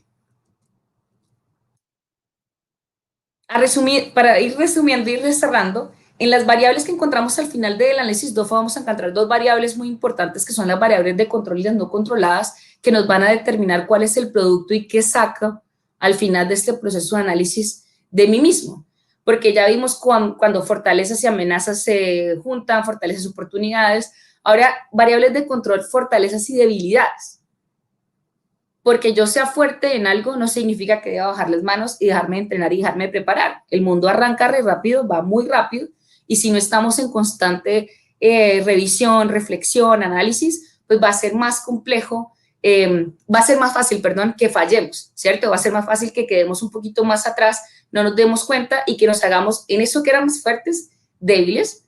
Entonces, si yo lo practico la lengua, si yo no le doy la oportunidad a mi profesor, por ejemplo, yo enseñé bastante tiempo clase y le daba, por ejemplo, los cursos de básicos de A1 a A2, pues uno termina diciendo let it be o for the flies. ¿Por qué? Porque a uno se le pegan los errores de los chinos. Entonces, claro, evidentemente esa fortaleza que era en un principio de saber la lengua se puede convertir en una debilidad a partir del estancamiento y la no revisión de esto.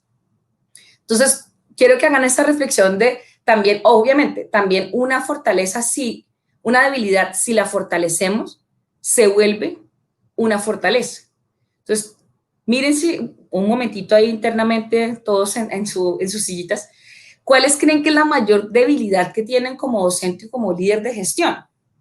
¿Cuáles creen ustedes que es esa falla de pronto que uno dice, pucha, es que no me sale?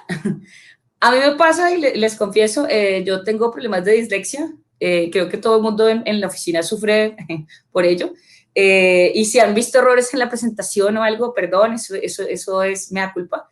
Yo tengo una dislexia alfanumérica desde que tengo uso de razón, y lo convertí en una oportunidad. O sea, ahora pues ahora no, cuando estaba enseñando clases, hacía que los estudiantes le colocaba como retos. Entonces, el que descubriera los errores en la presentación, el que descubriera los errores en el tablero, pues en esa época yo enseñaba con marcador, plumón, y pues ellos descubrían los errores y eso se volvió una fortaleza dentro de la clase, porque si bien lucho un poco contra ella, no significa que la pueda cambiar, pues no puedo hacer mucho al respecto. Sí trato, ojo, sí trato, pero pues no, a veces se me va. Asimismo, como hay variables de control, tenemos variables no controladas, pero las no controladas al finalizar no van a ser tan no controladas, porque, bueno, ahí es un poco trágico el tema de los zombies, espero que no lleguemos hasta allá, y si llegamos, espero que ninguno de nosotros padezca el tema, pero en esas variables no controladas están las amenazas, las oportunidades y amenazas. Entonces, la condición del entorno, la agresividad, el estallido social, no sé, la pandemia, que tiemble, que pase algo, eso también lo podemos convertir en una oportunidad si hacemos esta reflexión constante, si hacemos esta transformación y esta co-creación. Y ahí cerramos con la misma idea que veníamos partiendo de la escuela nueva que publica la Fundación Santillana, sobre hacer un análisis partiendo con todas las variables revisadas. Podemos partir pensando siempre que el estudiante, o sea, por el estudiante, por cuáles son los saberes y las habilidades que son importantes para ser parte de una sociedad que exige del ciudadano otro tipo de formación, compromiso y participación. Esto ya no es un tema de cambio de siglo, es un tema de cambio de ciclo. Entonces, tenemos que estar constantemente preparados, resilientes y dispuestos al cambio para poder lograr que nuestras escuelas, nuestros colegios continúen en su unicidad, pero también ofrezcan esa oportunidad al estudiante que vive en un ambiente moldeable y cambiable. Muchas gracias. Voy a las preguntas y creo que dejo de compartir acá.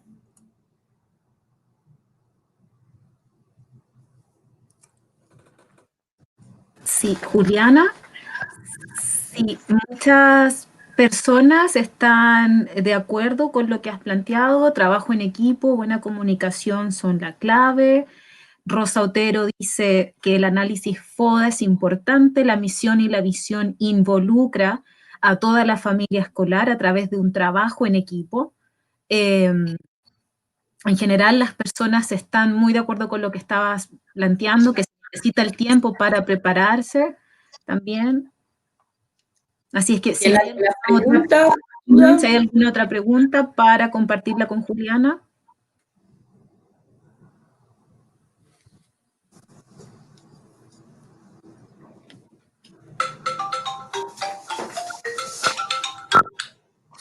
Perdón.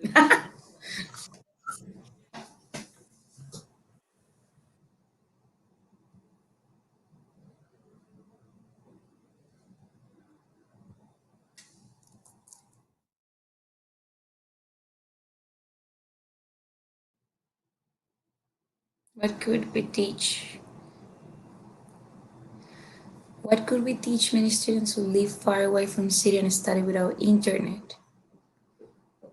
Estoy leyendo una que dice de Lu. What could we teach many students who live far away from city and study without internet? En este caso, por ejemplo, sobre todo en el área de inglés, que necesitas una parte, pues obviamente oral y de speaking y de conocer lo que el estudiante está hablando. Primero, puedes hacer, la radio es un tema, la radio es un medio y es un medio en varias comunidades gratuito, donde puedes ir a la radio comunal, no sé si existe donde tú estás, pero la radio comunal siempre va a ser gratuita, está abierta a la educación. Número 2, el envío de fichas también a partir del colegio. Número 3, usar las iglesias, si estás en un lugar pequeño, las iglesias también sirven como medio de difusión porque tienen megáfonos, en pueblos pequeños pasa, no sé, en Colombia pasa. Y puedes también que los estudiantes, déjalos crear, si no tienen ingreso a internet, no significa que no todo el tiempo van a tener ingreso a internet, capaz que de vez en cuando sí, y pueden hacer un trabajo monitoreado en aula virtual 1 hora a la semana, una vez. Te cuento un colegio que está en un lugar muy perdido en la mitad de la Orinoquía, en mi país, tiene un sistema educativo, de hecho, que es un sistema educativo, se llama UNO, y ellos lograron tener toda esa comunicación y iban 1 hora a la semana, se conectaban al internet, hacían sus actividades de investigación, refuerzo y podían llevarlo a cabo sin ningún problema. Entonces sí es posible, sí se puede impartir cualquier materia a pesar de la distancia.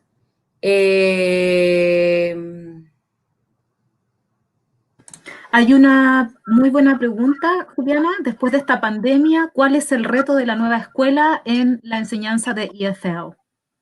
Hola, Gustavo, saludos, yo sé quién es.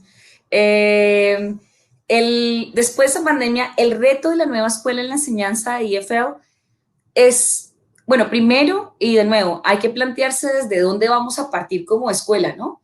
¿Cuál es nuestro análisis interno en este momento, dónde estamos, para ver a dónde vamos? También el EFL, el nuevo planteamiento es que el docente tenga un mayor número de herramientas que le permitan la trazabilidad constante sin necesidad para que se centre realmente en el desarrollo de proyectos en el aula y el trabajo cooperativo. Ya en este momento, el tema de que yo voy y doy la clase enfrente y venga la regla gramatical o hacemos las actividades y los juegos y es esto que implica pues, que el estudiante también esté en clase, va un poquito en un segundo plano y vamos a ver un desarrollo más aula invertida, estilo de la escuela alemana, que no es nuevo, es algo ya lleva tiempo. Estamos viendo también algo de trabajo cooperativo en línea, trabajos simultáneos, por ejemplo, en un Google Docs que los estudiantes puedan compartir, en un Just 𝗏𝗏𝗏 que vimos ayer. Entonces, hacia eso vamos, hacia ese nuevo reto también en la parte de EFL de enseñanza. Tenemos que entrenarnos en este digital literacy que algunos no poseemos y tratar de eso, de conectar también con otras áreas. Se ha hablado mucho de PBL, se ha hablado mucho de cross curricular, pero todavía como instituciones en varias partes de las escuelas nos cuesta un poquito de trabajo esa conexión porque se sobreentiende lastimosamente que PBL solamente en inglés se puede hacer en colegios bilingües. Cuando podemos tomar siquiera una frasecita, una parte, un tema, unos buenos días en inglés, como también cross-curricular dentro de nuestro quehacer y que van intensificando ese nivel de inglés dentro del aula. Muchas gracias, Sí, señor. muchos agradecimientos, Juliana, por la presentación y muchos comentarios y reflexiones también de los docentes, dando sugerencias también de cómo abordar la enseñanza sin el acceso a Internet. Sí, yo les quiero agradecer a todos en nombre de Richmond Chile, Richmond Perú, que ha estado acompañándonos mucho, Argentina, Uruguay, todos los países de Latinoamérica que hemos estado conectados. Muchas gracias por el tiempo. Los dejo con las palabras de nuestro Regional Manager, Nicolás Dantas. Un fuerte abrazo y lo que necesiten, estamos acá a support@richmondelt.com para ustedes. Good afternoon, good evening, and probably even good morning to some of you. I know that not only have we had people from all over Latin America, but also from some other parts of the world with us for this first ever Richmond Virtual Annual Conference, which our highly committed team in Chile has put together this year. My name is Nicolás Dantas, and I'm the Latin America Southern Cone Regional Program Manager at Richmond. And let me tell you that having you here with us for the past 3 days has most certainly been a pleasure to us, and that we at Richmond are thrilled to know that you are here.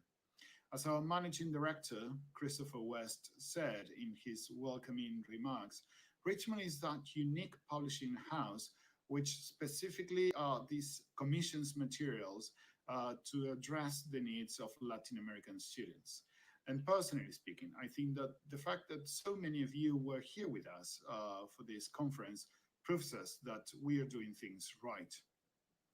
In the conference, we listened to outstanding presentations in the field of English language learning and English language assessment. And through them, we have understood the importance of having strong academic support to help schools programs school programs excel and provide students with positive outcomes. During the conference, I also took some notes and reflected on different aspects which I believe are important and that I would like to share with you. One of them has to do with methodology. Since the second half of the 20th century, the field of ELT has witnessed groundbreaking discoveries. Research in applied linguistics has evolved exponentially, really, providing us with better informed ideas on how to maximize language learning and how to maximize teaching opportunities. And the process, in my opinion, is literally ongoing. No matter which approach we follow, there is undeniable evidence that the way to go in education, in my opinion, is by implementing active methodologies. Those methodologies that have the student at the center of instruction and that provide the students with multiple learning opportunities. And as a teacher and teacher trainer myself, I am fully convinced that any 21st century language program should be based on the idea that language is for communication and that learning should be problematized so that it becomes memorable, more meaningful, and most importantly, long-lasting, really. Methodologies such as project-based learning, thinking-based learning, cooperative and collaborative learning, problem-based learning, and inquiry-based learning, in my opinion, are more than central to any program these days. As we know, we can implement these methodologies as on a standalone basis, or we can implement them through other approaches, such as, for example, content and language integrated learning or phenomenon-based learning, to name but two. So Something that I wanted to tell you is that we at Richmond have a wide range of materials that could help you work along these methodologies. And all these materials nicely match with partners from 𝗂𝗲𝗂𝘀 or my own to make any language school program become a cutting-edge one, and most importantly, to make sure that your students' learning experience is a unique one. The other thing I wanted to reflect about is that as educators, we know that teaching does not always equal learning. Making learning visible, I believe, is more critical than ever, especially in these unusual times, right? This is not just due to the health crisis that we are going through. Our students enjoy knowing how much they have learned, as well as to understand where they are in their learning process. And besides, their families also want to know how their children are doing and how much they have learned. And as a result, they also do that to test the effectiveness of our teaching program. So I wanted to tell you that we at Richmond have teamed up with the most prestigious international language assessment institutions, such as ETS or the University of Michigan Language Assessment Department. We offer students the possibility of sitting for any international language examination because we know that they will be ready to succeed. But most importantly, we know that they will succeed because we offer you as a teacher and your students the possibility of monitoring their learning process constantly. Evidencing learning is paramount for us at Richmond.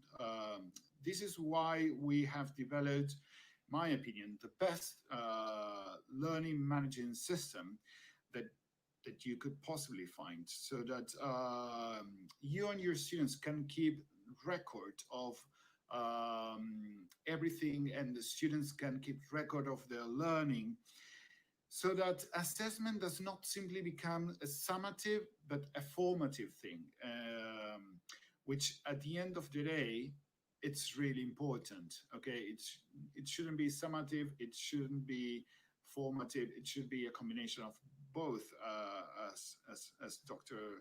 𝗥𝗲𝗀𝗀𝗀𝗀 said in his presentation. Lastly, but certainly not less important, I wanted to tell you that we at Richmond, we care about you, okay? We care about you, the teacher, we care about you, the school, okay? In every teaching process, I believe it's both parties, right? The student and the teachers who should learn.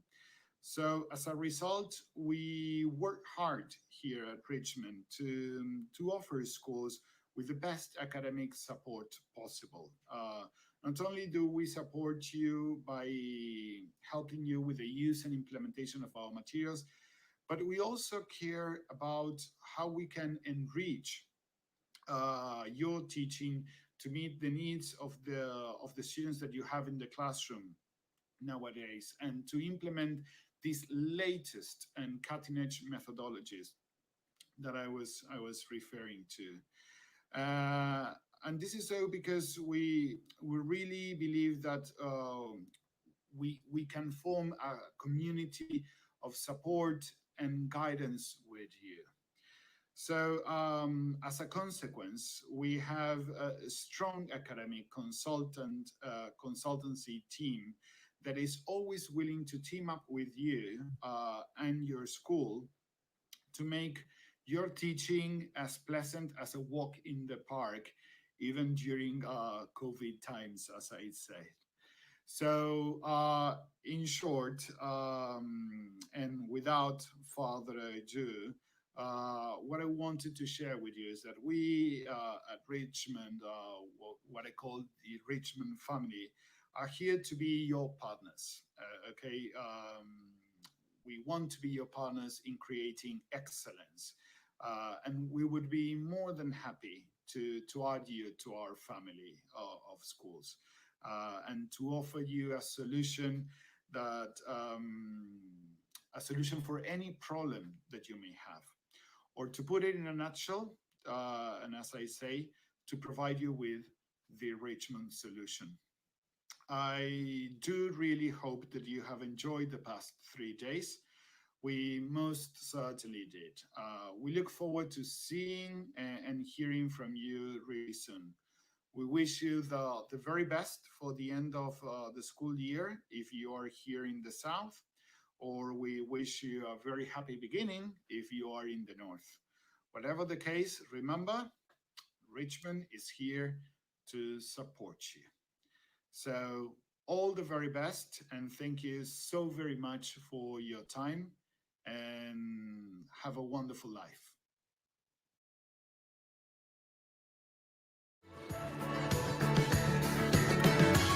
It has been a long road and full of challenges. Being bilingual on graduation day has been one of my greatest achievements because I now have the tool set to go on reaching all the objectives I might set for myself in the future. A world of opportunities opened up to me when I started studying with Richmond Solution. I was really able to learn autonomously. I could study at home, in the library, or in the classroom. I could dive into the book, or by being connected to the internet, I could explore fascinating activities that empowered my English skills. I was able to instantly access the answers as they were only a click away. I loved working in a team. My friends and I had great fun as we learned. I learned a lot from them, and I know that they learned something from me. The exams were always challenging, but thanks to the practice that was constantly available on the digital platforms, we were fully up to speed to these challenges. I am really going to miss my school. Richmond Solution helped us hugely to transform the English program in our school. We have now got the best tools to guarantee the best learning. Let me show you. Part of the process gives us access to a coach who builds our confidence, as well as training courses to better our abilities and to continue our improvement. Yes, good teachers are always keen to learn more. As we live in the cloud, as we say in this connected world, we have digital resources to improve our classes and which allow our students to learn from anywhere in the world, even quite literally in the clouds if they are on board an airplane. Through the Richmond Test Manager and Learning Analytics, we have a variety of possibilities to test, validate, and monitor students' progress. It is amazing to be able to see how your students are learning and to have the evidence of their learning at your fingertips. This really does make us very happy indeed. Richmond Solution is a solution designed for you.